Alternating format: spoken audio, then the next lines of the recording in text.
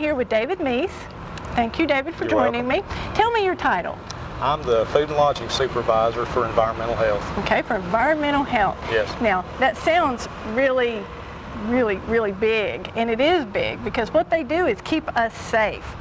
I want to talk today about what you guys do when you go out and inspect restaurants and lodging facilities.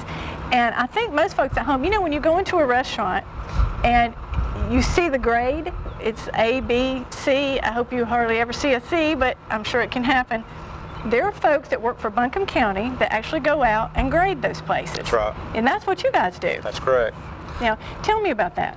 Well, we conduct unannounced sanitation inspections of restaurants. Unannounced. Unannounced. They don't know we're coming. Legally, we can come in any time that they're open for business or they're preparing food. Right. And you just inspect for temperatures and cleanliness, and that's correct. You have a whole list of stuff that you look for? We do. Our grade sheet is multifaceted. Yeah. It's divided into two parts, critical risk violations and good retail practices, or what we call good housekeeping practices. What's a critical risk? Just a sample of a critical risk violation. A critical risk violation are those that contribute to foodborne illness outbreaks. They're things like improper storage of food. Like if you leave it out too long? That, or if you're storing raw meat above any food that's like vegetables that aren't going to be cooked, or any food that's pre-cooked or not going to go through another cooking process. Yeah. So you can't put raw meat next to that stuff? No, that you don't want to put it above or beside. Really? That's correct, yeah. My kitchen at home would be an extreme violation, I'm afraid. That isn't it true? I think that probably the rules for restaurants are much stricter than what we probably do at home. What we look for in restaurants, even my kitchen will probably fail. So you just don't look too close at home? No. But when you're protecting the public, and that's what you guys are charged to do, protect the public. That's correct, yes. So when we go into a restaurant and we see an A, there's an A, but there's also a number. Explain what that number means. Okay, that sanitation score is based on the problems that were found during the inspection. It runs from 90 to 100 is a A. Okay. 80 to 89 and a half is a B. And then 70 to 79 and a half is a C.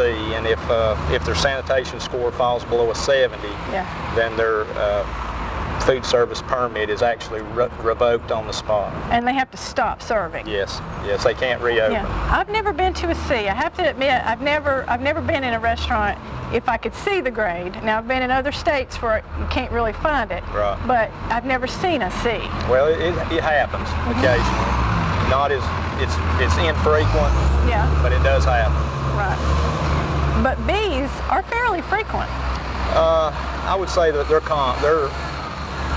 not what you would call common, but they're not uncommon. They're not uncommon. Right. But I have to say, most around town here in Buncombe County is an A. That's correct. Yeah.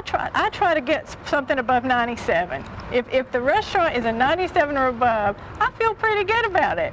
Does it matter between 90 and... Well, what you have to remember is that the sanitation score is a snapshot in time, and the problems that we find were problems that were found while we were there. Right. It could have been that the restaurant was having a bad day, some problems came up, but it's hopefully after we've left, they've tried to improve their practices. Right, so even if it's a 95, they could be having a great day today and it would be 100 if you came in and checked That's correct, it's possible. Okay.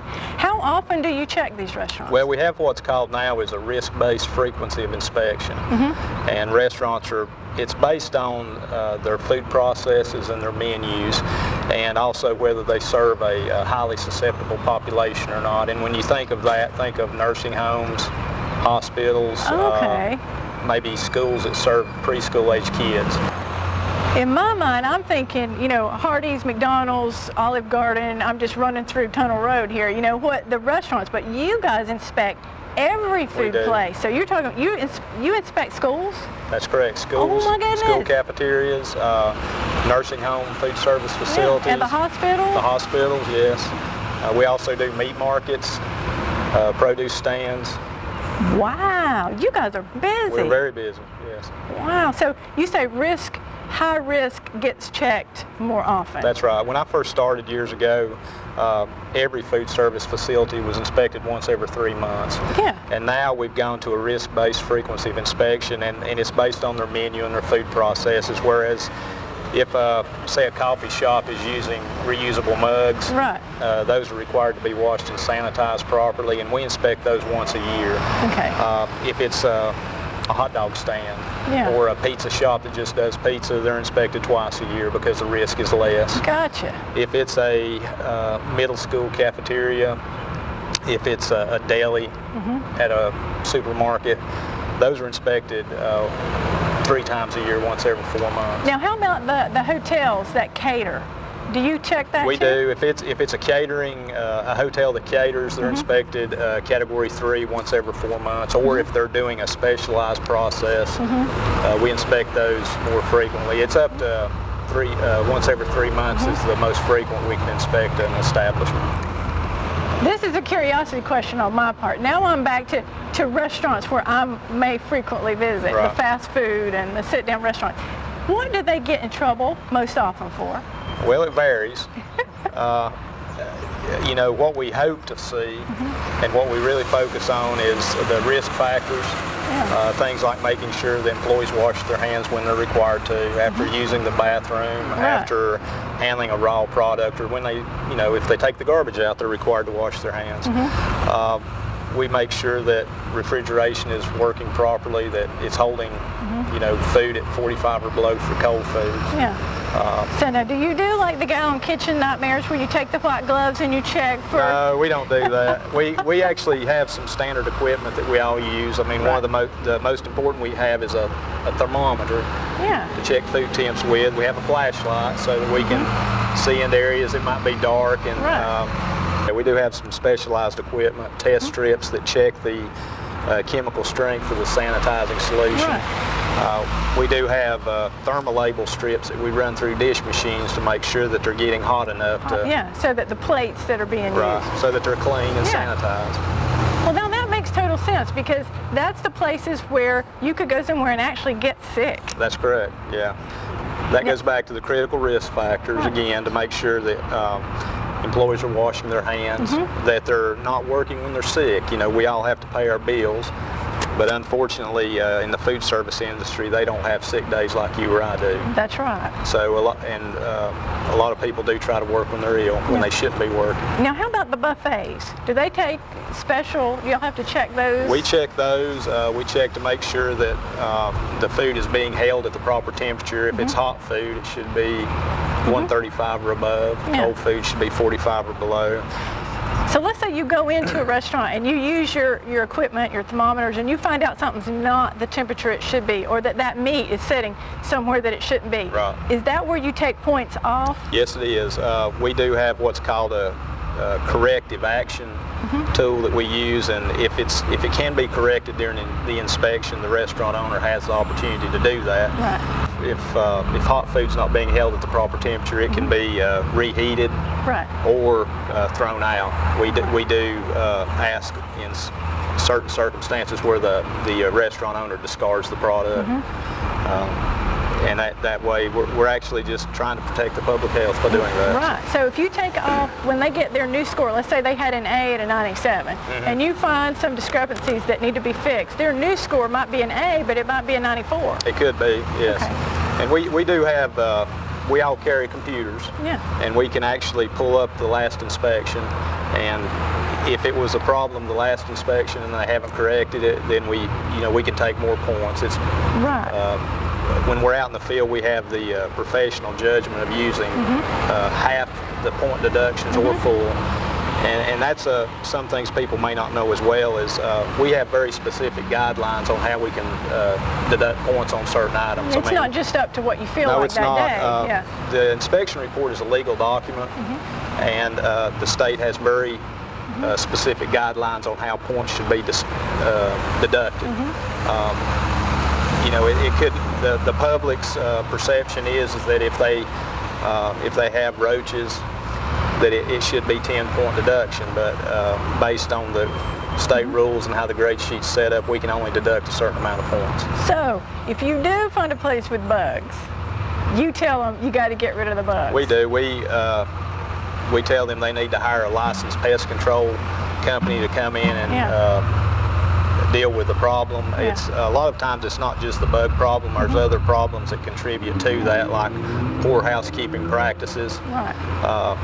Now let's say that you found a place that had a bug problem. Do you go back and check them more often, or do they just get back into your schedule? We just verify that they are being taken care of by a licensed pest control company, and they're not inspected any more frequently unless it's a critical violation. Okay.